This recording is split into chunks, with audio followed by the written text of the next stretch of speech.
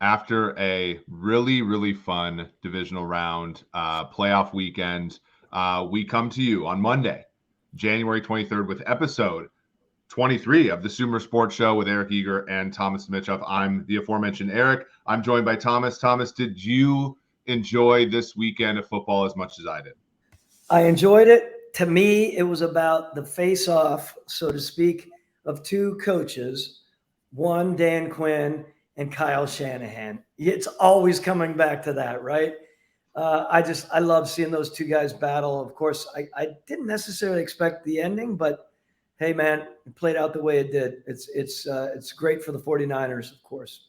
Yeah, for sure. And I think that, a big deal here, I think a big deal here is, I thought Quinn's defense played great. I mean, this 49ers team had not been really stopped. Now, you can look back at their schedule and say, like, who have they really played? A banged up Rams team, a Seattle team that, kind of is on the cusp of the playoffs. And, Dallas defensively, I thought it was really cool.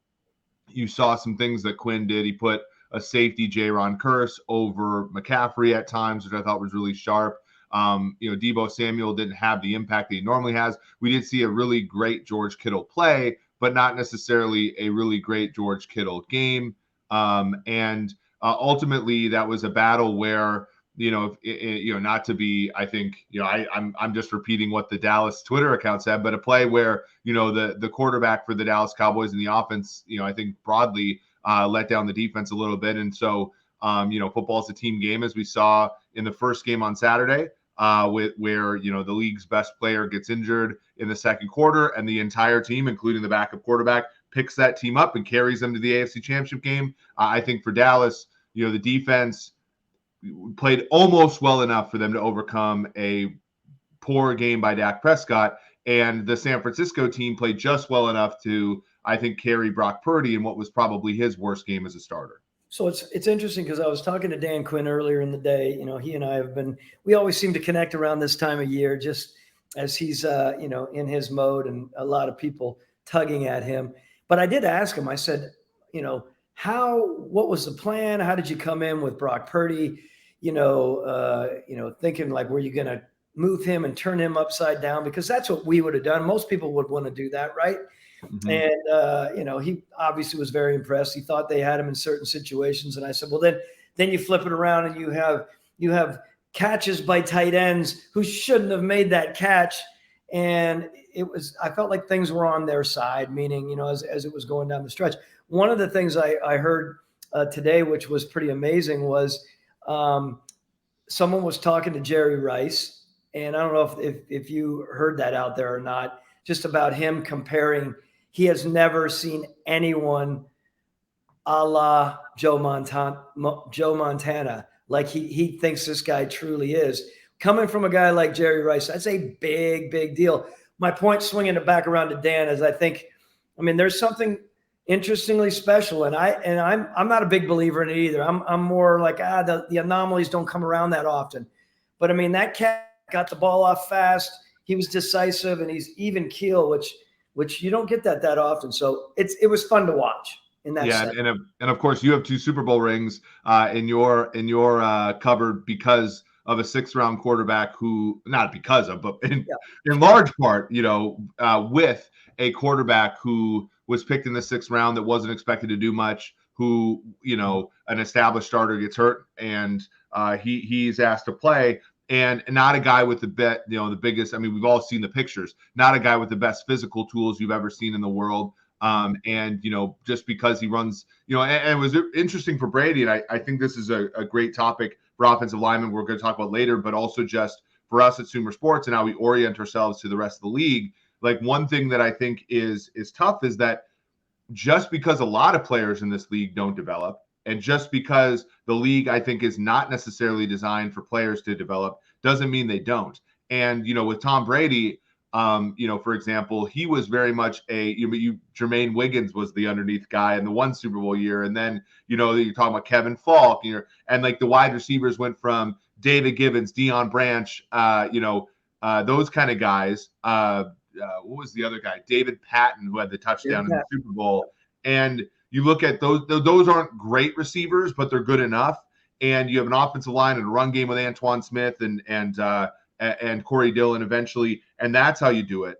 And then that thing morphed, and as that thing morphed, Brady went from being a guy who was kind of a not as great of an arm, not as physical of a guy, and he morphed into the guy who he was kind of in that middle part of his career, where he is actually physically impressive later on.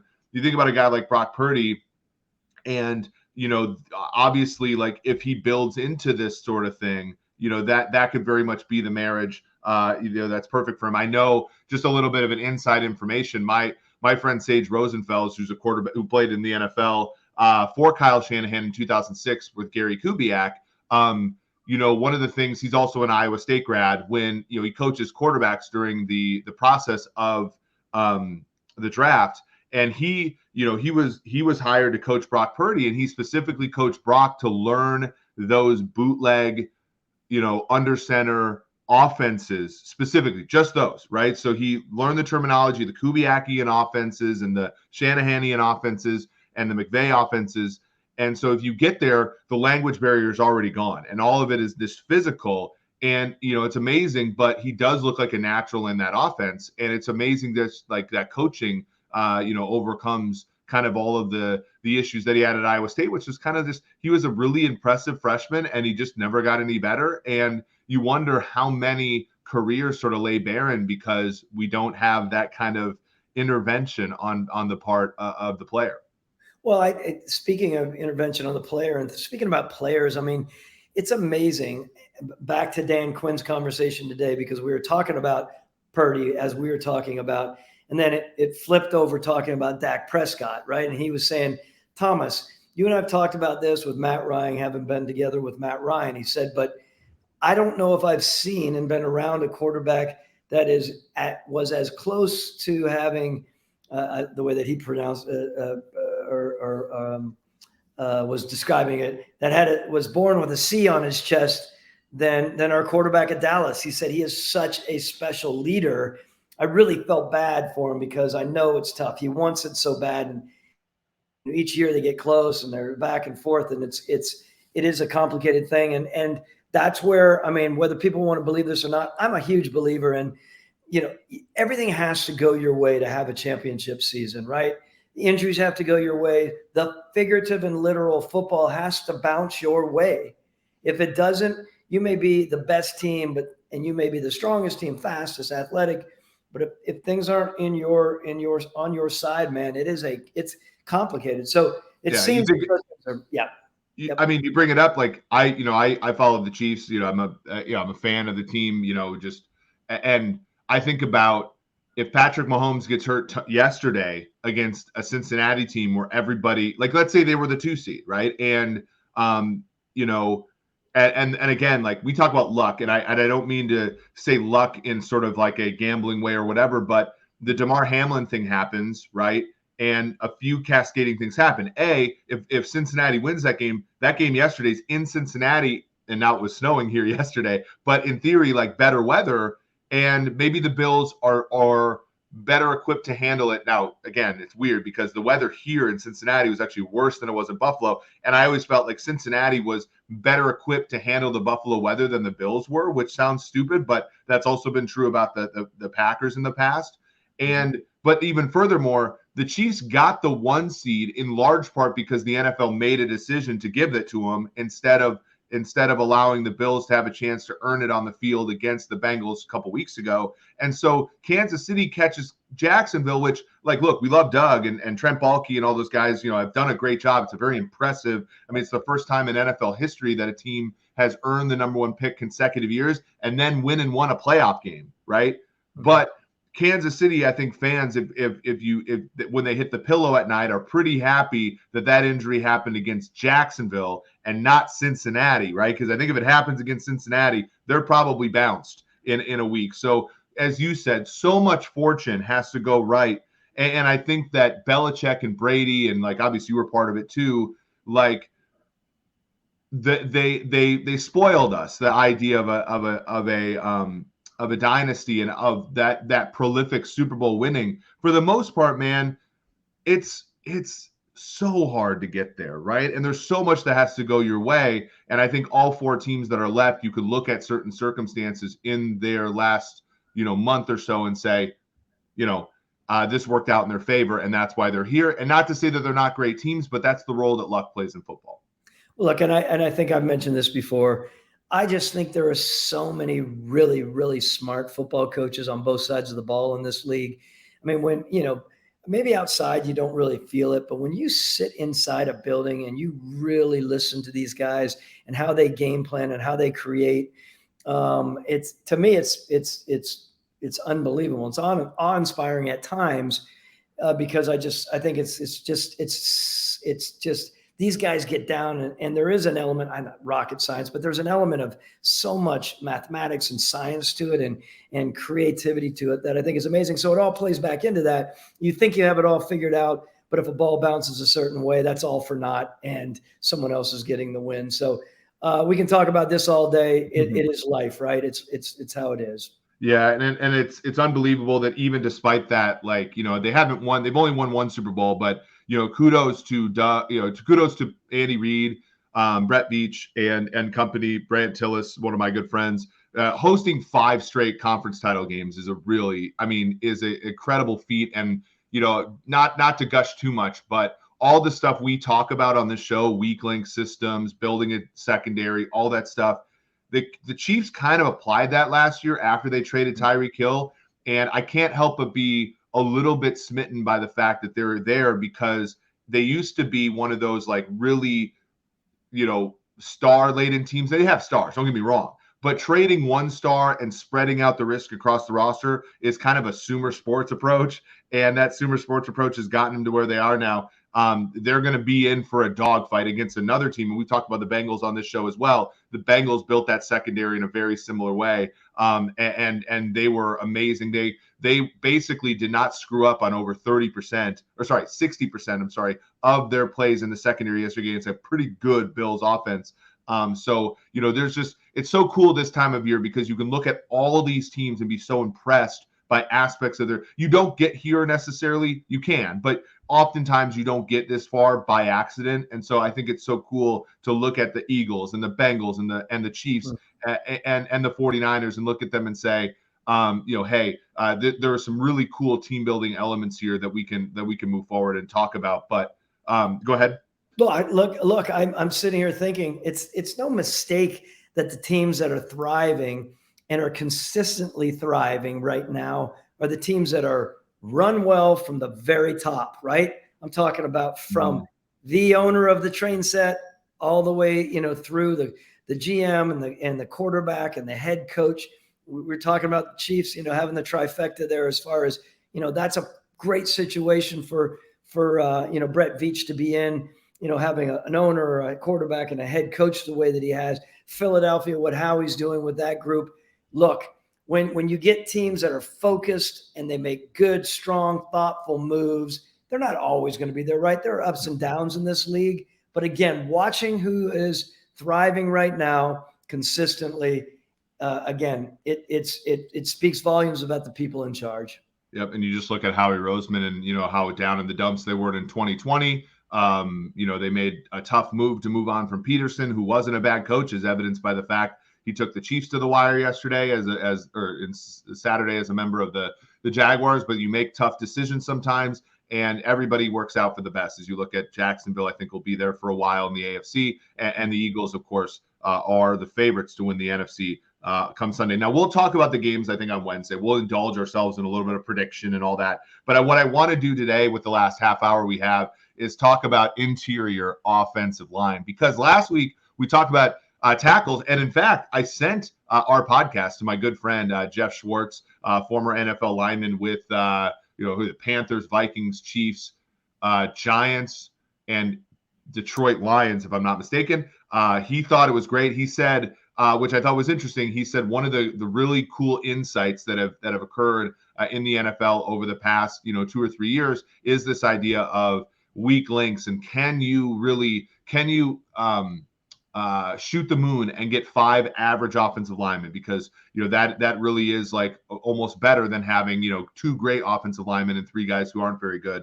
And I think that comes down to scouting, and that comes down to all the stuff that's sort of in your tool set and is my tool set. So I want to sort of talk about, yes, I know, Mojel, I know that this is true. I've been to all 3 games physically, so I know that this is true, that the Chiefs are 0-3 against the Bengals in the last little bit. And in fact, the Chiefs have not won in Cincinnati. Now that this doesn't matter, since I was born, which is longer than people think. Cool. So let's talk about interior offensive line, because I think that this is different than tackle. Let's start with the distinction between interior and tackle offensive lineman first, and then let's break it up into run and pass.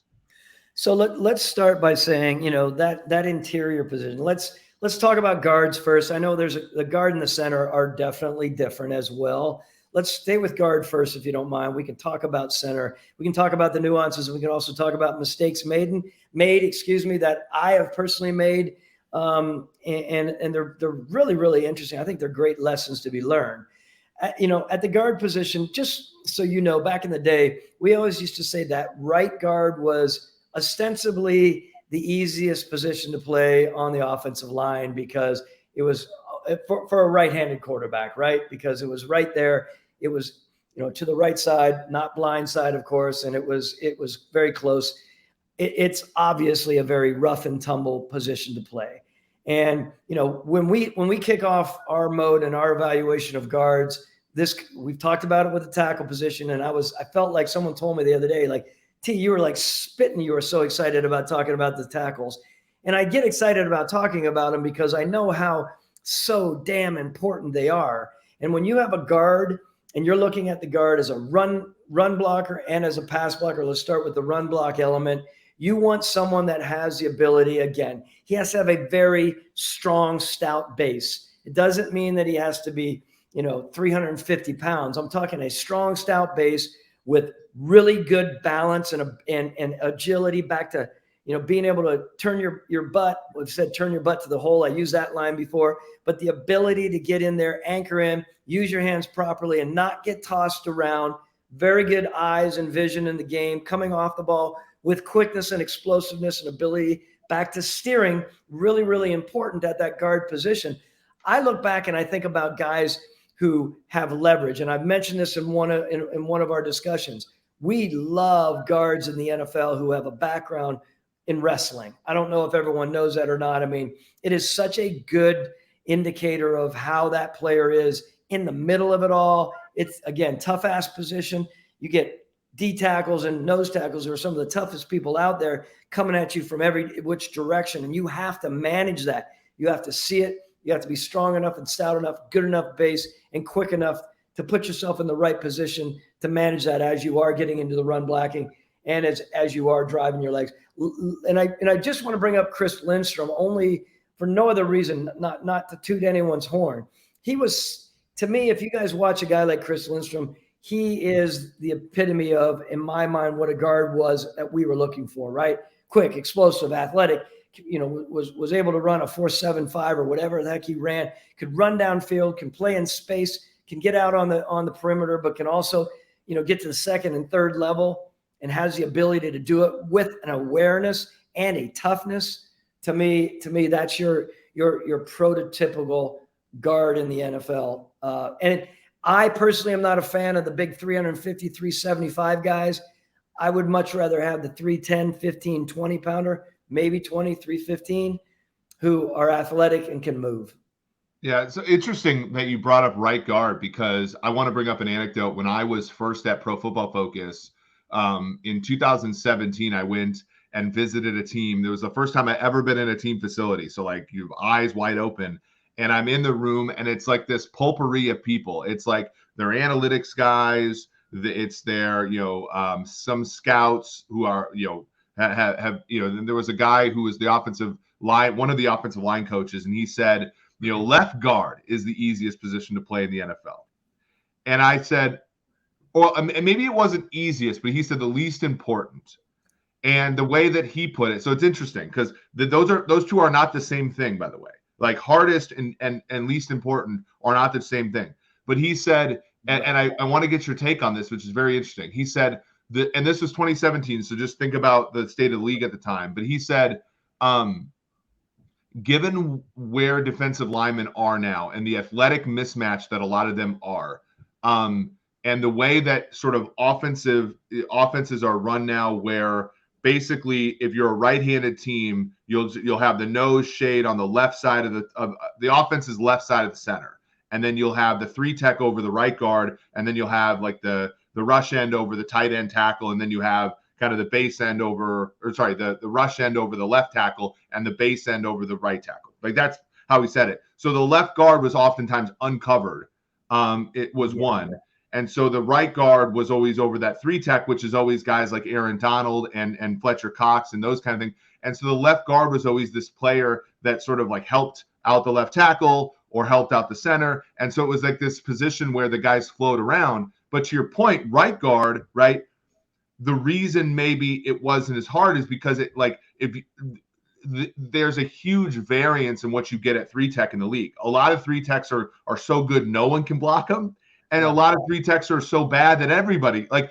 Yeah, I don't mean to, but there was always this guy that played for the Vikings named Shamar Stephen, and literally everybody in the league could block him. And then Aaron Donald was like the anti-Shamar Stephen when no one could block him. And so who gives a crap who your right guard is in those situations? You're getting the same output.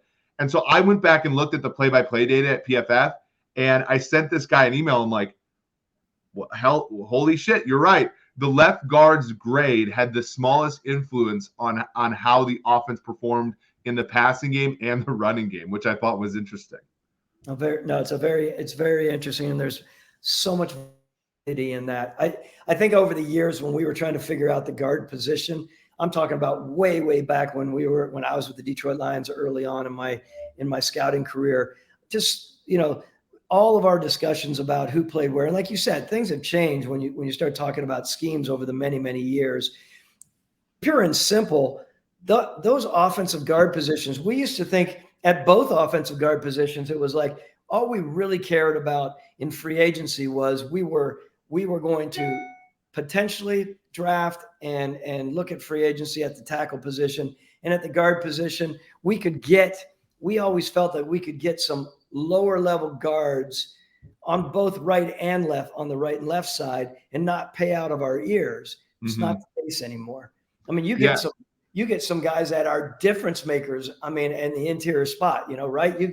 You can talk about, I don't know. I mean, we can go on and talk about guys, over the years, not only a guy that I just brought up with Chris Lindstrom, but, you're thinking about guys over the years who have been like, I mean, who were they? Not Ragnow's playing a center position, but Zach Martin and Quentin Nelson. Yeah. I mean, those guys. I mean, Joe Tooney has been. It's like when the Chiefs, when they had their Super Bowl loss to Tampa Bay, and everybody said, "Well, how are they going to rebuild this offensive line?" Eric Fisher and Mitchell Schwartz both had career. Eric Fisher's played again, but for the most part, have had career-ending injuries, and the Chiefs instead went with Joe Tooney at $16 million a year to start that offensive line.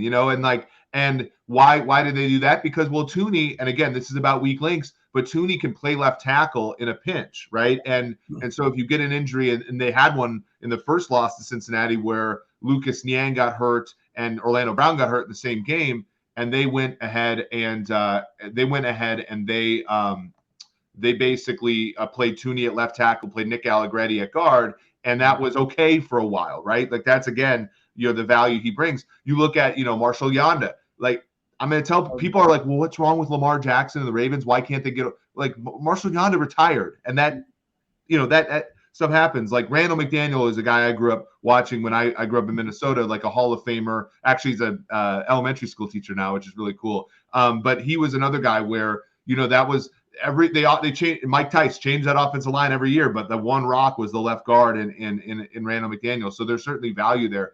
Can you tell me a little bit? So I talked to you about like analytically, what's really interesting is, and I showed this actually when I was talking about Garrett Bradbury, the Vikings center, who was drafted, and this is true about interior linemen altogether, but pass blocking prowess is often something that comes later in the process because you need to be able to move, you need to be able to pass people off, you need to be able to, all the heady stuff that you have to do in the offensive line for a guard and center, that stuff, it's been shown that stuff grows less it grows more slowly.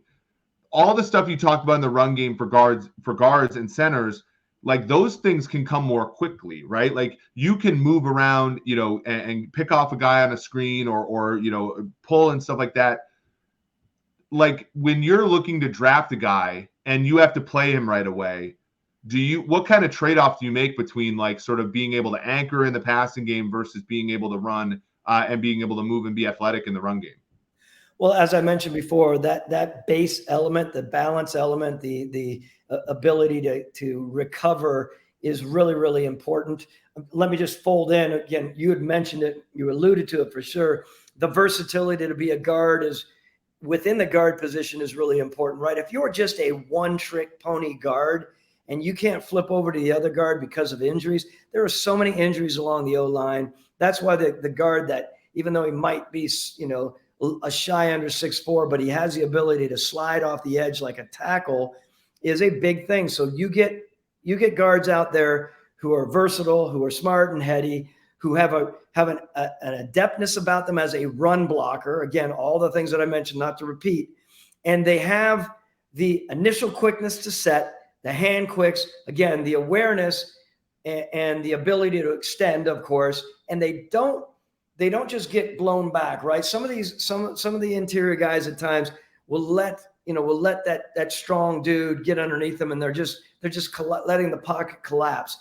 What we look for oftentimes is some semblance of the ability to grow in that area, right? If they're flopping all over the place, if they're getting tugged and pushed and yanked and manipulated left, right, and center, and they're flopping, then, and you don't see the resilience and the recovery of them as a pass protector, then that there might be some really difficult things on the horizon. And like I said, you cannot not have awareness as a pass protector and not see the stunts.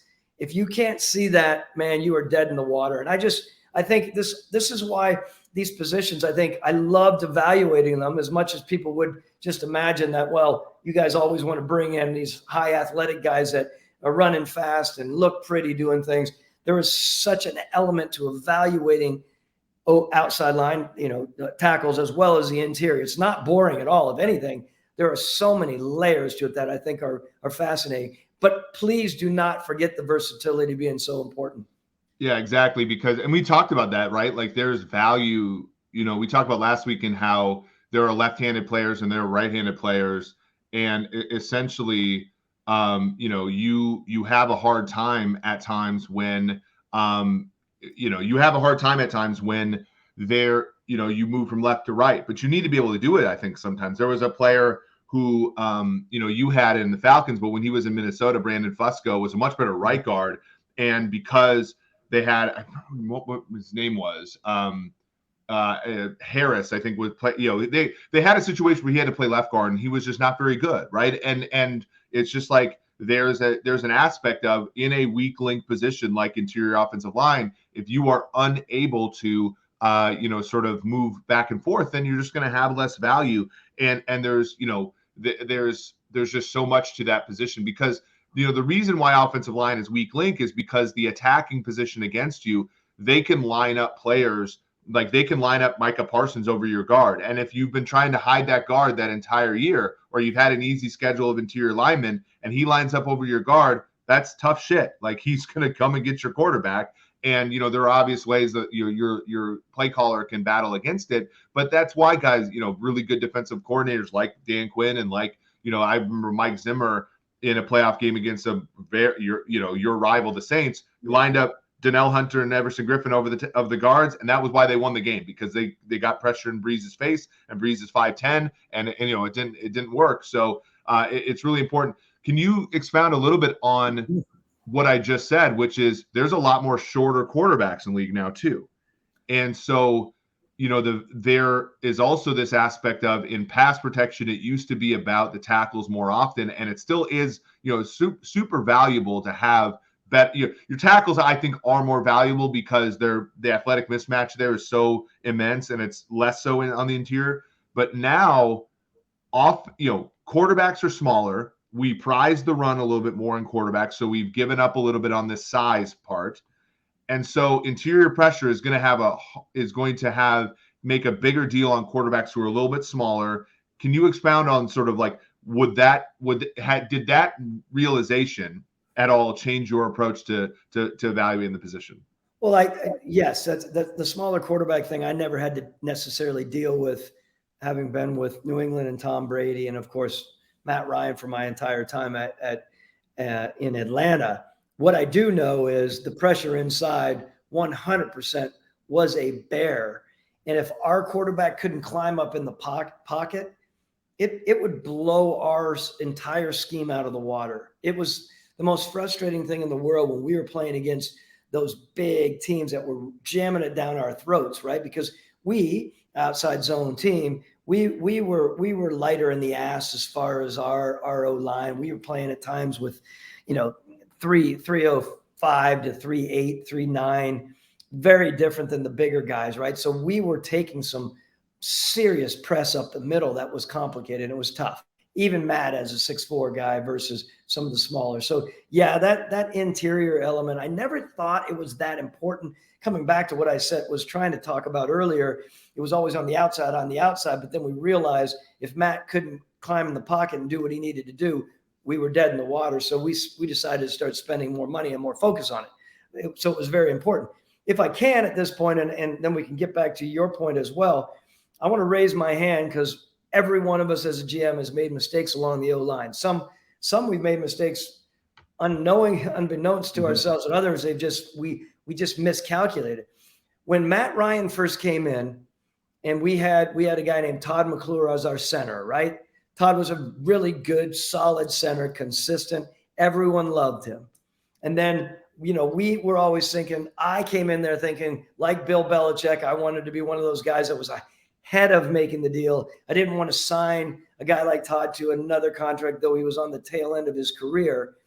But what I did personally, and what we did, is we jumped the gun and we tried to move Todd McClure out. We ended up drafting Peter Kahns to be the heir apparent to Todd McClure. So Todd finished, and then Peter Kahns comes in, and it was, unfortunately, and Peter's a great person. I feel really bad saying this.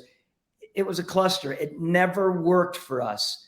And we overstretched. We should have kept Todd McClure inside, because your quarterback needs not only he needs smartness, he needs ability to adjust. He needs that whole, there has to be something about that center, like the Kelseys of the world. And I love Ragnow, guys like that they are tried and true inside. They may not always be doing things looking the best all the time, but they will get that quarterback out of a bind.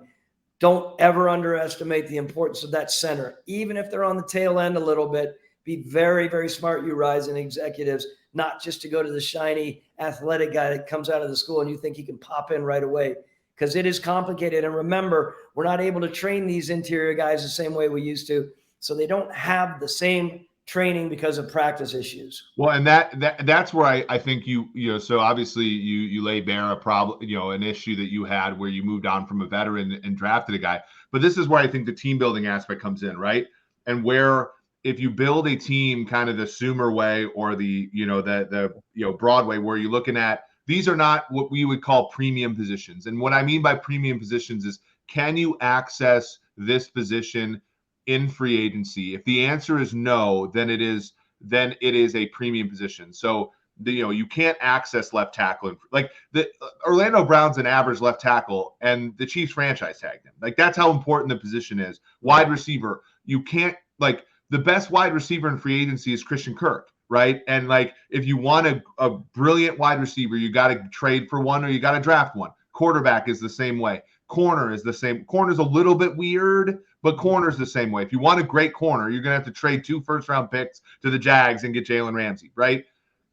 Some other positions are not that way. And guard, I talked about Joe Thuney was an unrestricted free agent. The Kansas City Chiefs were able to just sign him off the market. Defensive tackle is kind of in that borderline, depending upon. Linebacker is not a premium position. The guy that led the league in tackles this year, a guy you drafted, Foye Oluokun, the Jags were just able to sign him off free agency like that. Those positions. Safety is another one, right? Where you can pick up Marcus Williams in free agency. You don't have to trade for him. And so I want to bring this back to another move you made that helped you guys make a Super Bowl, which is Alex Mack, right? Because Alex Mack was available, and again, like that was another one. And I don't, you guys signed him. It wasn't a trade, right? It was a sign. We signed him. Yeah. Yeah, he was available, right? And he's a top tier center in the NFL. And when you think about that, because, and again, premium positions are not paid as much, right? So when you have your left tackle, you draft your left tackle, right? And whether or not you sign him later or whatever is a deal. But you have your left tackle taken care of. You have your wide receiver one, your Julio Jones taken care of. You have quarterback one taken care of. You have, at the time you had Vic Beasley leading the league in sacks, that you had that premium position taken care of. You had Trufant and Alford and guys like that. You had those guys taken care of. And so you can go out and pay up for a premium position. And like that is where I want to get to, is like the benefits of being able to do that are so immense, right? Can you talk to me about the variance you don't have to deal with when you can go out in free agency and get a guy like Mack?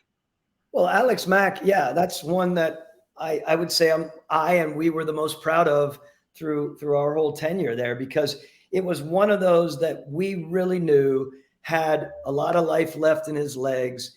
He had everything I was alluding to earlier about that center position, the smartness, the awareness, the anticipation, just the general aspects that were paramount to grow with an evolving quarterback. And there was no question that we felt that was the smartest move for us to make in free agency, and it ended up turning out that way for us. And it made us, I've said this before, when we would go into an off season, and we're talking about this always in Sumer Sports, by the way, everyone, here's our plug to Sumer.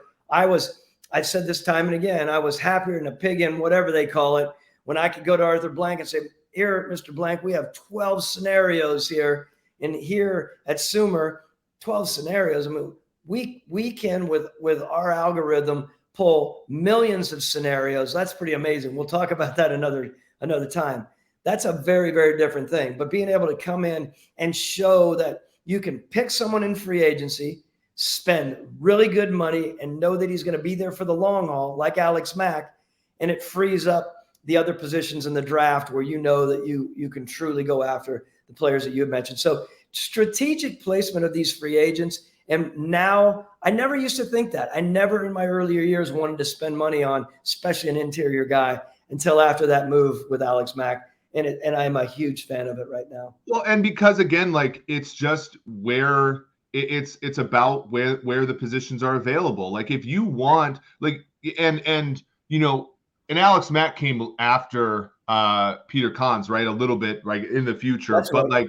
But I had an executive in the league tell me one time, he goes, look, like a lot of these, what you would consider to be overpays for veteran players are the result of bad evaluations in the draft, right? So, you might have like, and this is not the team. I'm just throwing that out. But like, if you think trading 2 picks for Jamal Adams is stupid, it probably happened because the team spent high capital on that position and the guy busted out completely, right? And so that's an issue. So every time you look, it's like free agency is often the result of mistakes that you make in the draft. And why don't you make those mistakes in the round, like and again, this is what our algorithm is going to say, but like you take players in round 1, 2, and 3 that are from those premium positions that have the highest opportunity to hit. Because when, like, for example, when Quentin Nelson was taken 6th overall by the Colts, and we're talking about a Hall of Fame player, the surplus value for him was nowhere close to that pick, because when he came into the league, he was already a top 5 paid guard in the NFL. And the reason draft picks are so valuable is because when you hit on Jamar Chase at pick 5, he's giving you Devontae Adams value on the field for, a third of the money or a fourth of the money. And that gap, you want your roster to be lit. And again, we're looking at the Bengals in the AFC title game, again, a team that was 2-14, right? And then 4-11-1 or whatever they were prior to Chase being drafted. How do you get out of the depths of mediocrity and poor play in the NFL? You litter your roster with Burrow being a 40. throwing numbers out. But Burrow being a $50 million player on a $9 million salary, Chase being a $30 million player on a $6 million. And if you go across the roster, you continue to get that, then you have those surpluses and go and be like, well, shit, our offensive line sucks. Let's go get Ted Karras, right? Okay, well, where's that money coming from? Well, it's coming from the fact that Burrow is a $50 million player on a $9 million deal, and you have that surplus, and you can go out and those guys are accessible, right? And so you go and the problem is when you build your roster, and again, I'm not trying to kill the Colts here. This is just one example. But when you have a roster full of players like Nelson, who conservatively is a guard, probably a $12-15 million player on a $6, that's a $9 million surplus. That's pretty cool. That's good, right? But that $9 million is not buying you much in free. It's not buying you a left tackle in free agency, right? It's not buying you a wide receiver in free agency. It's not buying you a corner in free agency. And so that's why when analytics guys like me talk about like premium positions and surplus value, it's because we want you to be able to go access the guards and the centers and the linebackers and the safeties in free agent, pay up for those top guys, because the guys that you draft and end up booming for you offer you so much surplus value, you can pay those guys. Rising executives, to that point, do not ever underestimate the importance of having an adept offensive line coach. And two now, right? Now you usually have one, and then you have your assistant. There are some teams that go 3 and 4. I'm not a big fan of 3 or 4 deep at the O-line, because I really do believe when you get a really good O-line coach, and I've mentioned before guys like Dante Scarnecchia, there are other ones out there. I think you can't underestimate that. If you bring these young bucks in here to train them and you don't have a development-focused O-line coach, you'll have a GM pulling his hair out, of course, and you'll just never get out of those players what you crave to get out of them. And again, fold that in. I don't want to beat it to death, but fold it into a system where you're not able to hit as much anywhere near 10, 15 years ago, or whenever the new rules came into play. And then you're sitting there, all of a sudden you don't reach the potential of some of your O-linemen, and they just kind of fade away. Then you're perceived as a guy who doesn't know how to scout O-linemen, which is a whole other thing. There are so many layers to the O-line, and it's why I mentioned the other day about the mushrooms. The mushrooms have a real strong hold on it all, and I wanted everyone to do their research to see if anyone found out the history of the mushrooms. It goes all the way back, of course, but just understand when you're throwing darts at your O-line, and all your media and all your fan base of your respective teams are throwing darts at those GMs. It takes 1 or 2 to have off games, and your entire line can be garbage for that game or for a stretch, which is unfortunate, as you know, because it's normally not the case. Yeah. And so to bring this to your point and to close up a little bit here, I've loved this conversation. I think it's so much fun, and line play. Like I said, I think I actually want to get one of us at Sumer to the offensive line masterminds meeting, just so that we can embed ourselves and learn a lot more about the position. Cause I played tight end, and I was in the offensive line room, and I it's important, right? It's just and it's the position again where, football's become a little bit less physical over time, right? We know that, right? Wide receivers, but the O-line, you just simply can't not be physical. And so you have to be, for lack of a better term, you have to be mature to play the position. And that's really important. I did an analysis on offensive and assistant offensive line coaches for a number of years in a row. And, continuity matters a lot. Having that same guy there matters a lot. If the assistant gets promoted, that helps a little bit. But just to bring up what we talked about at the very beginning of this podcast, the offensive line coach that has generated the most wins above replacement at the position who's active, Dante Scarnecchia has done it for a long time. He's the GOAT. Jeff Stoutland, who coaches for what team? The Philadelphia Eagles, right? Like that's and you look at, they drafted Andre Dillard in the first round. He wasn't good. They developed Jordan Mailata, who has been in his place, and you've never noticed it. So anyway, we really do appreciate everybody here. C-Dub, who says this is the best freaking content on YouTube anywhere, period. C-Dub. We like that a lot. I honestly, Thomas, I don't know if you noticed, but we even got the porn spam bots into our comment section. I had to block them out of there, obviously, not to sully the great and a wholesome work that we're doing here. But like I said, like I've said a number of times, if you can do us a favor, subscribe to our YouTube channel. Hit the like button; those always help get this podcast into more people's ears.